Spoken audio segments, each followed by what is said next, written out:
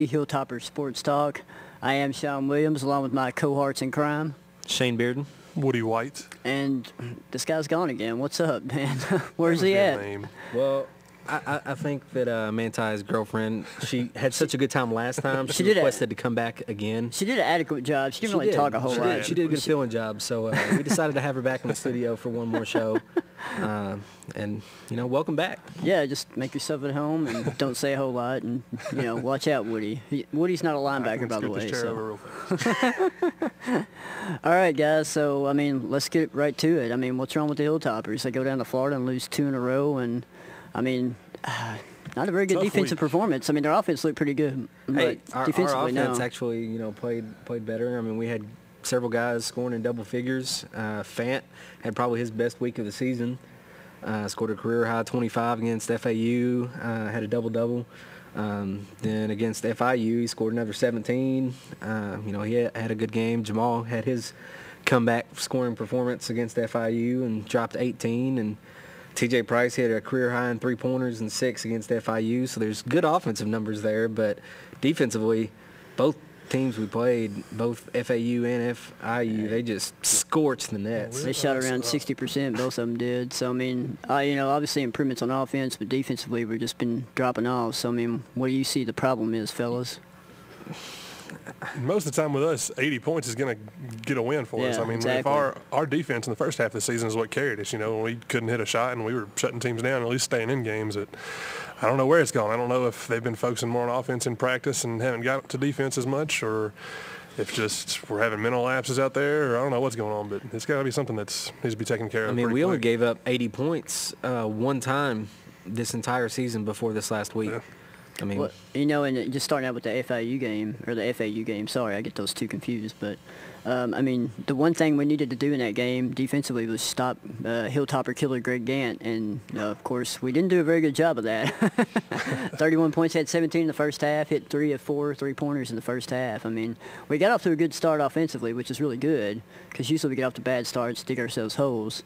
But we had a 14-8 lead early on, and then, of course, Florida Atlantic and Gant just came back and started nailing threes, and, before you know it, it's 41-34 at the half. So, in both games, we made comeback in the second half.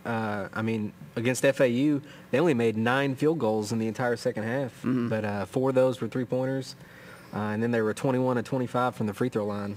Yeah, that'll get it done most nights. That'll get it done. Yeah, honestly, you can score 80 points all you want to, but it's really hard to stop a team when they shoot 60% from the field. So, it's going to be one of those where you got to outscore them, and unfortunately, we didn't have the guns to do it that night. But you talk about also the FAU game, roster changes, starting lineup changes. The only thing that really happened was Akumene comes in for Rostov. So, and I think that was a decent move, especially in the beginning of the game. Akumene got some fast break steals and 4 steals. Yeah, I think he was a pretty big spark to put in the starting lineup. He definitely brings some energy out there. He's one of the few guys on the team that can cause a little havoc with his athleticism out there, and that's these next couple games and going into Hot Springs. I think that's something that Ray will probably start trying to get a little more out of him, because you'd like to see us get back to our defensive ways. I think that's the way we're going to have to win when we get to Hot Springs. Yeah. So I think Okara will probably play a pretty big part in that. He did last year, so hopefully he will again this year. Yeah, and some more positives coming out of the game. Even though it was a loss, we only had 10 turnovers. We forced 19 turnovers. So that's good. Like I said, we just couldn't stop anybody shooting the ball. They were just lights out.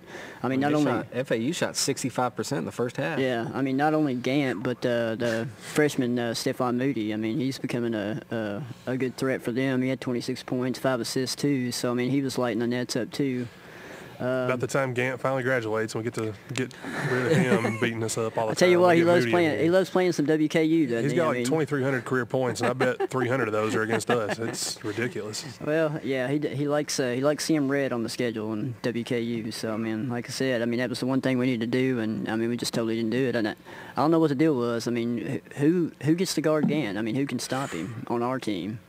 Defense was like a big stressor at the beginning of the season. He's too big for Brendan Harris or Caspar or Crook or any of them to guard. Yeah, he's a really thick guy. He's too quick for somebody like Price, who's bigger but doesn't necessarily have the speed to keep up with him around the screens and stuff. So he's just a bad matchup for us. Yeah. I think that's one thing about this team just overall is, you look at a lot of the better teams in college basketball, you can, look at their roster and say, this guy can go out there and be a defensive stopper, or this guy can go out there and get you a bucket when you need it. We don't really have that one go-to guy on either end of the floor. We do all right as a team on both ends of the floor, but we don't have that, that one guy that stands out. And hopefully that's something that either somebody will start emerging or we can get some recruits in here in the future that can do that or something. But I think that's just something I've noticed the past couple of weeks is we don't really have that true go-to guy on this team yet. I think Fant definitely stepped up last week, and he stepped up at the end of last season too. And, being a hometown guy, having that pride in the Western Kentucky name, hopefully that's something that I'd like to see him come up with going forward. But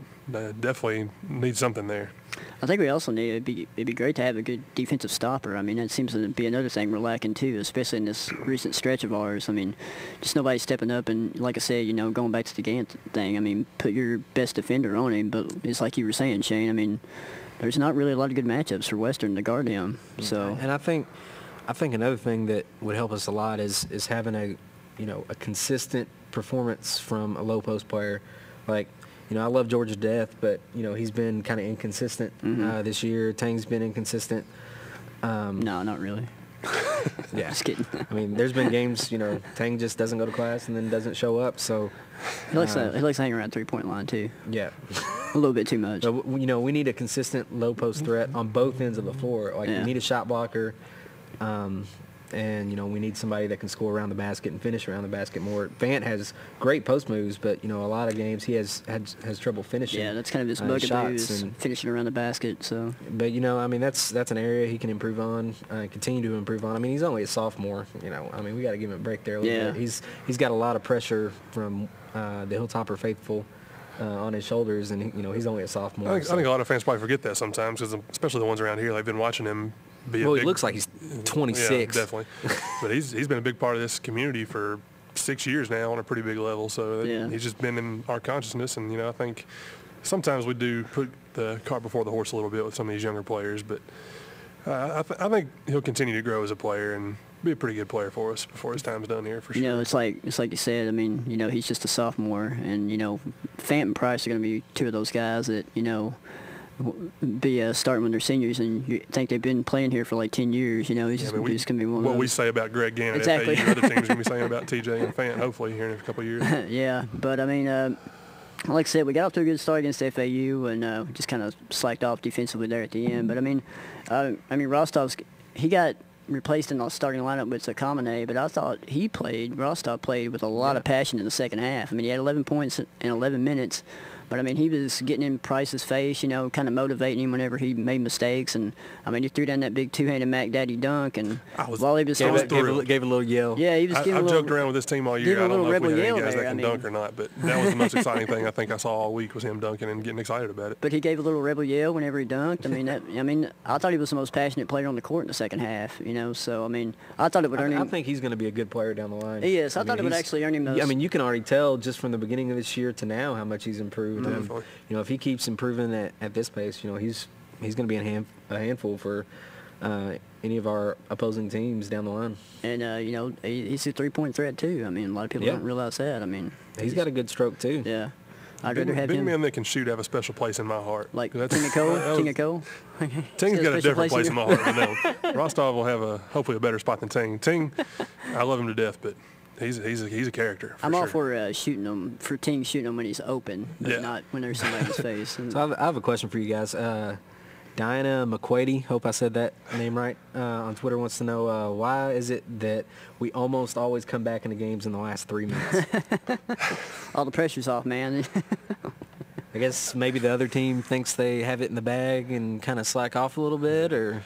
It could be the case. That was kind of our MO last year, and that, in the last 25 days that was so magical this season. I mean, I think we were behind with 5 minutes left in like pretty much every game, and then throw a miracle little run together. But well, I mean, I guess the good thing about that is it shows that we still have heart at the end of the game, that we still want to play and be competitive, and we want to make it a game. We don't want to get blown out. We never just lay down. Exactly. So I mean, I like the fact that even if we're down, we play until the buzzer sounds. So yeah. I mean, that's a good mentality to have. A couple so. people actually want to know where Adam actually is. So He's we'll no go ahead longer and, with us. No. we'll go ahead and We fired him. let everybody know that he's coaching a district game with Logan County tonight. He's the assistant coach, so I think he's like keeping up with the fals and charges and stuff like that. He's the foul right? tracker for the evening. Yeah. So he had to be that's there. where he's at. He's Big busy important doing job. that. So, aren't we supposed to give like a shout out to Logan County? He wanted us to give a shout out to Logan County, but being a Russellville Yeah, you're graduate a Russellville myself, guy, so, I'm I not don't know if permitting that'd really myself to do jive that. with you. I'm a Muhlenberg North guy, so I don't know if that really. Who cares, right? It doesn't even exist anymore. That's right. It's Muhlenberg County.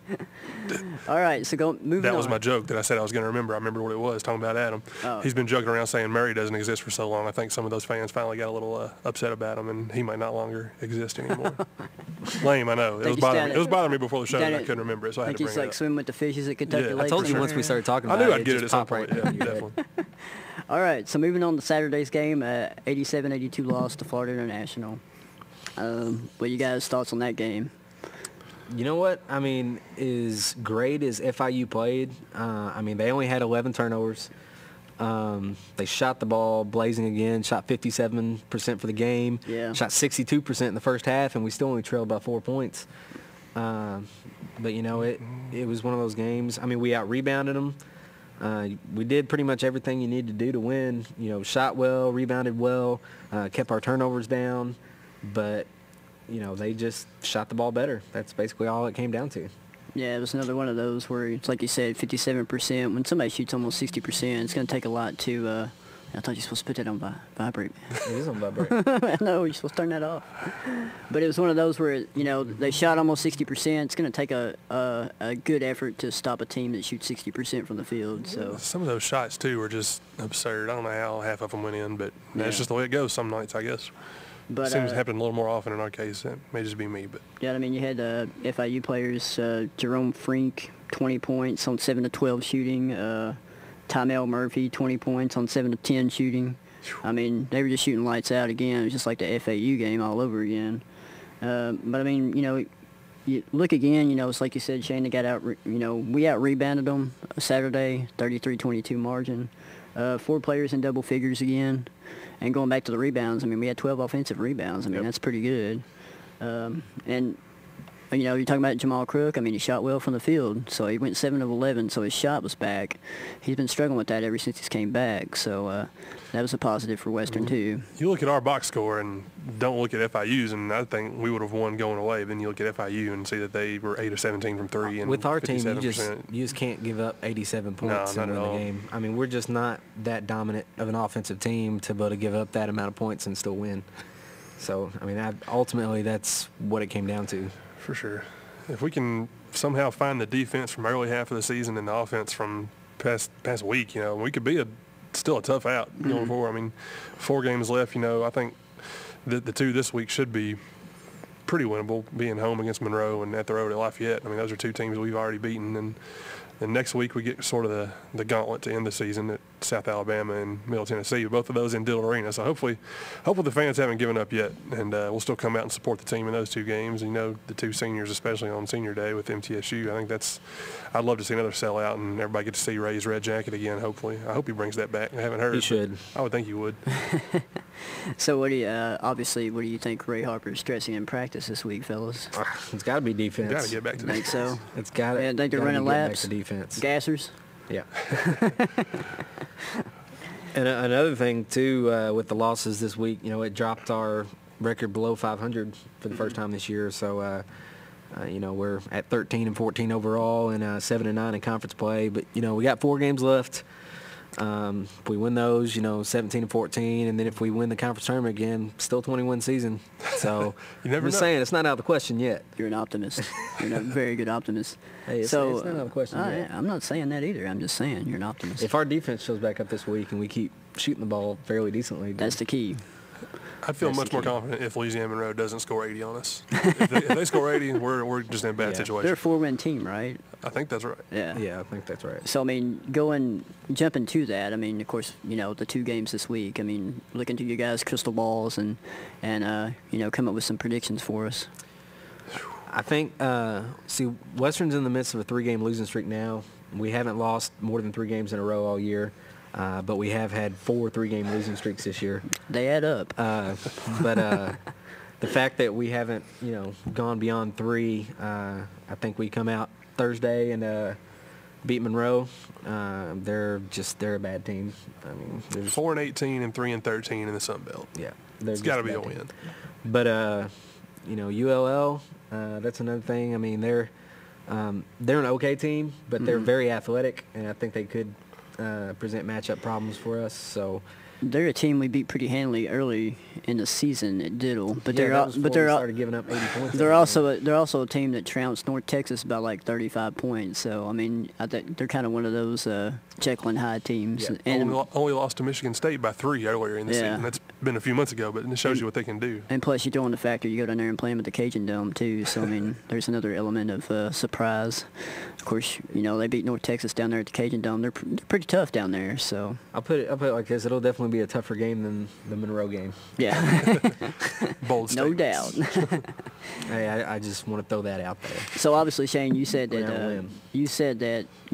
you think that Western can win 20 games this season. Oh, I didn't say that. Oh, I thought I that's said what you it said, wasn't man. out I mean, of the question. It is thought I still heard that. mathematically I'm possible. pretty sure I heard that. I gotta hedge my bets here, man. I'm not asking you to bet, man. That's not a Vegas line. But what about you, Woody? I mean, what do you think the rest of the season? I mean, I think we'll get both games this week. At Lafayette will be tough, but I think they're a team that we'll have confidence against and hopefully can. It'd be a big statement going forward if we can get that win on the road. And obviously, I think we'll beat Monroe. I don't want to look ahead of them by any means because, I mean, every game for us, you can't look ahead. But and then going into next week, man, I think we'll get South Al here. I think, hopefully some diddle magic will happen late in the season. MTSU, man, they're just a solid team. I never want to predict a loss to MTSU, so I may have to stay away from a prediction there.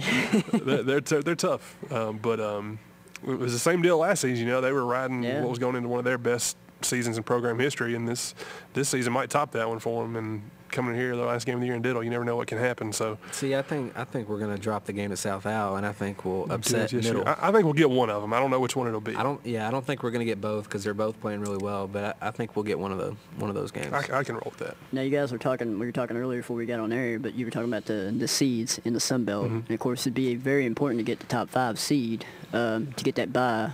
So where are we looking at on that? We're sitting in the 6th seed right now somehow, still being 7 and 9. Middle at the 1, Arkansas State at the 2, South Al at the 3, FIU at the 4, and Arkansas Little Rock at the 4 and FIU at the 5. And we're a game and a half behind FIU right now. So we'd have to make up some ground and hopefully get a little help from either them or Little Rock. It's not looking great to get that top 5, but I mean, you never know what can happen. I'm not sure what the other teams' schedules are. Hopefully, we can get some help. It'd be nice if North Texas would probably show up and start beating teams like they should have been all season. But if we can get into that top 5, that'd be huge. But even if we don't and we finish in this 6th seed, that would put us most likely matching up against Monroe again in the first round, which would hopefully be a win. And then if things hold up as they are right now, we'd face South Alabama in the quarterfinals, which wouldn't be a terrible matchup. I mean, Augustine Rubit there presents some problems for us, but it could be worse for us, I think. If we can avoid MTSU and Arkansas State, who I think are probably both are rolling right now, they're both winning games pretty easily. I would be all right with that draw, the way things sit right now.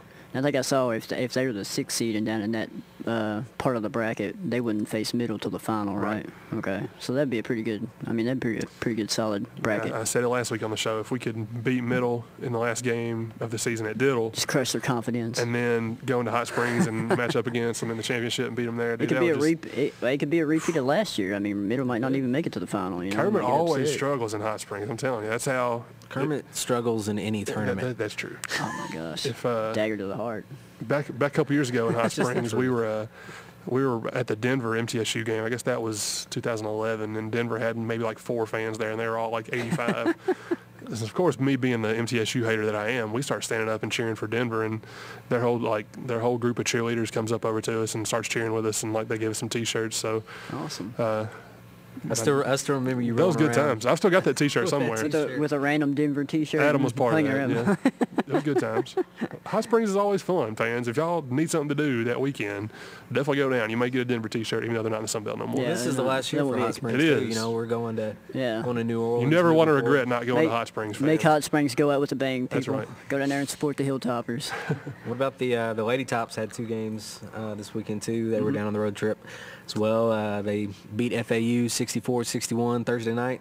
Then fell after Colley went off against them. Fell to FIU 53-72. I was in the car listening to that game on the radio on the way to B-Dubs to watch the guys' game, and we were up by 5 at halftime, and then I get to B-Dubs, and look at the score, we're down by like 20, and one of the guys in the media relations department was at the table next to me, and I said, what just happened? He said, Coley pretty much just dominated us, so she's a tough player, easily the best player in the conference, I think. Well, I so. mean, you had that, yeah. Also, I mean, the Toppers against FIU in the second half, they went ice cold from the field and only hit 4 field goals. Yeah. So, I mean, that's not going to help your cause anywhere you are. Unless So. you hit 21 to 25 free throws like FAU did on Thursday night against the men's team. All right, guys, before we segment in to, we'll talk a little bit about the slam dunk contest, but we want to say we love these tables, we love these chairs, and we'd like to thank the Jasper Group for providing them for us. Thanks So again, thank you Jasper guys. Group. Thanks again, you guys.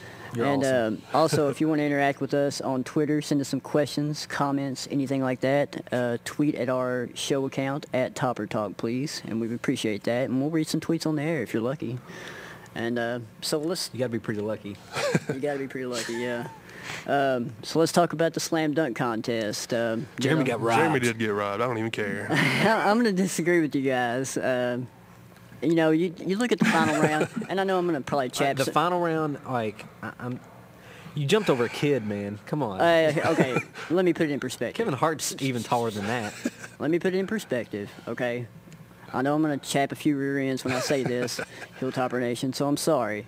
But if you look at the final round, you look at the degree of difficulty of the dunks, the Terrence Ross kid. His did a dunk lot off better. the side of the backboard I mean, was pretty that was nasty. nice. I'll give Jeremy Evans a lot of credit for creativity for Most jumping over his artistic portrait. dunk ever. But he just jumped over something and did a one-hand slam. Now, you want to go back to He did a the... one-hand tomahawk. Don't just act like, oh, he just went like that. Is that better than a 360 off the side of the but backboard? he jumped Come on, dude. over easel that was easily 6 foot tall. Okay. Easel. Let me put this in Well done. perspective. Easel, I think you said Easel that was right. easily. You go back and talk about the kid, Terrence Ross jumping over the kid. Okay. Let's compare that to Jeremy Evans jumping over somebody that's sitting on a stool and just throws the ball up I at still him. think Mark he was taller Eaton. than that kid. It probably was, but look at the dunks, though. I mean, he just threw it up with one hand. He did a little style, but Terrence Jeremy's- Ross went between the legs. So, I mean, that's I agree, but the higher Jeremy's, difficulty. Jeremy's first dunk was drastically undersold too, doing a double pump after grabbing it from Mark Easel and jumping over him. At Mark Eaton. Mark Eaton. Easel. Oh, You go I back got to Easel, on my man. head now. After jumping over Mark Eaton, though, I mean that was Yeah, but- undersold. That was high degree of difficulty. I agree with you on that, but I'm talking about final round. You know, people say he got robbed. Terrence Ross deserved the slam dunk title, in my opinion. You know, and Jeremy did I a think great Jeremy's job. lack of well-knownness. I think I just made that up. Yeah. I think more people I've know heard who that Terrence before. Ross is than Jeremy Evans is what I'm trying to say. So, Well, I don't really even- think even so. I as mean, he's the the defending defending slam champ, dunk but, I champion, mean- so I mean, I think people know who he is. I mean, I outside think, of Western fans, who would have known that he was defending? but the dunk funny champ? thing about the dunks, the funny thing, Shaq and Charles didn't, and they were there last Exactly. year. the funny thing about the dunks, especially in the first couple of rounds, is like all the judges were giving them 10s, and I like the judges too. Rudy Tomjanovich, yeah, he's a high flyer back in the day. Dikembe Mutombo, yeah, he did some styling much. dunks. Yao Ming. Yao Ming, I mean, he He could get didn't up even there. have to jump to dunk He it. could get up there, man. But, I mean, they were dishing out 10s like crazy. And, I mean, I thought it was funny. You know, I could probably go out there and do a layup, and they'd probably give me 8s. But you know, it's funny because Jeremy's the easel dunk is actually the next day was being talked about a lot.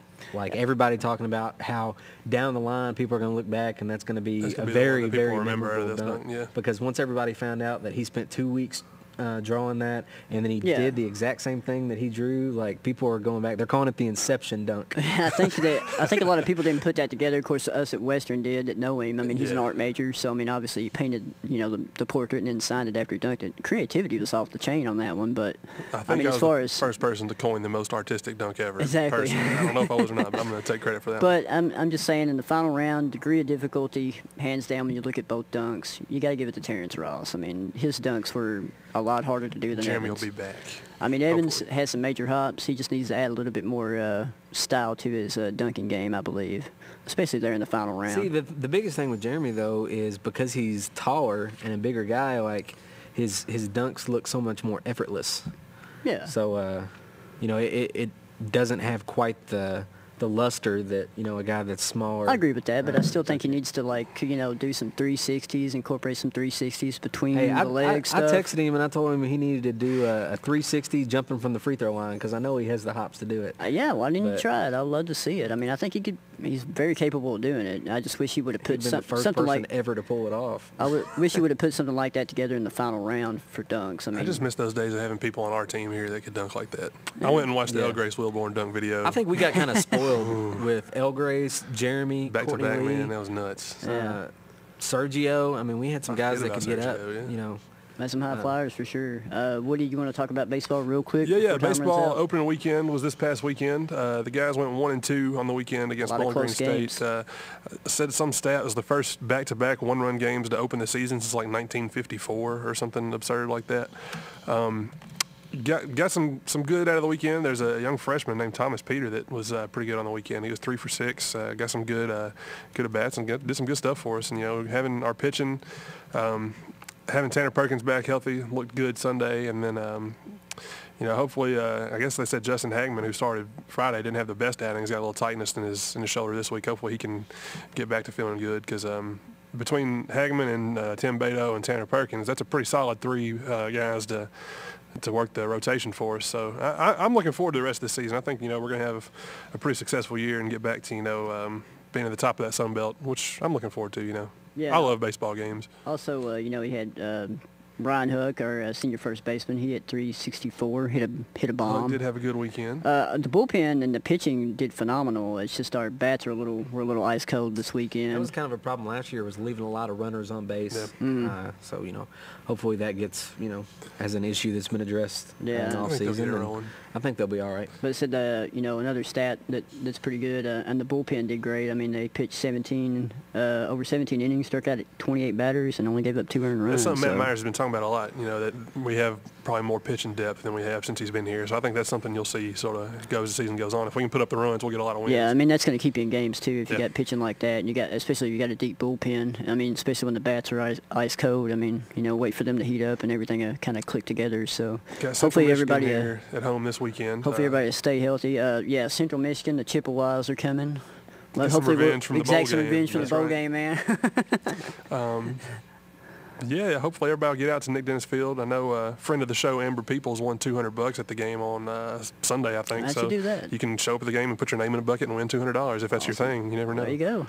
That's more incentive for people to go. I mean, I know it's kind of hard to get people out there now because it's middle of February and it's kind of cold, the weather and everything. But I mean, if it's good weather, bundle up. It's good times. Hopefully some people will make it out. Yeah, bundle up and get out there and support them. And I mean, like I said, springtime's just around the corner. It felt like spring today a little bit, except for the wind. Warm weather in baseball games, man. You can't beat that. Yeah. Girls out there in the sundresses and everything, it's good times. Yeah. Well, until the baseball game this week, everybody make sure to come out Thursday night and support the Tops at home against ULM, 7 o'clock Big game at Diddle. And you get to do the Harlem Shake. Yeah, do the Harlem Shake, whatever that is. Anyway, folks, we got to go. Thanks for viewing Topper Talk, and we'll see you guys Check y'all next week. Go Tops.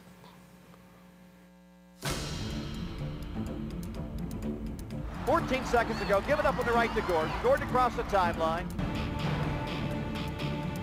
Timeout's left out front to McDonald. 6 seconds ago. Right corner, Price for the shot. Perfect! Holy moly! 2 seconds to go.